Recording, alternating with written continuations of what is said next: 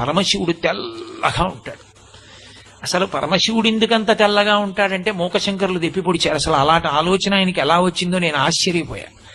ఆయన ఒక శ్లోకంలో ఒక అద్భుతమైన మాట అన్నారు. అమ్మవారి చిరునవ్వు చూశాట శివుడు.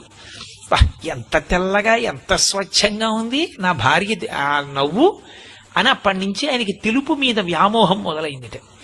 మొదలై నివాసాన్ని తీసుకెళ్లి తెల్లని వెండికొండ మీద పెట్టుకున్నాడు. మా ఆవిడంత తెల్లగా లేదు అని తెల్లటి ఎద్దునెక్కేట. ఇంకా తృప్తి కలగల. తెల్లటి పంచె కట్టుకున్నట్ట. ఇంకా మనసు తీరలా. తెల్లటి విభూతి ఒళ్ళంతా రాసేసుకున్నట్ట. అయినా మనసు తీరలా. తెల్లటి మణులన్నీ తీసుకొచ్చి వేసుకున్నట్ట మెళ్ళో. అయినా మనసు తీరలా. శంకరా, అసలు నీకు తెలుపు మీద ఇంత పిచ్చి ఎందుకు వచ్చిందో తెలుసా? మల్లికార్జునుడన్న పేరుతో మల్లికా పుష్పములను ఎందుకు వేసుకుంటావో తెలుసా? మీ ఆవిడ చిరునవ్వులోని శుద్ధత్వాన్ని చూసి ఆ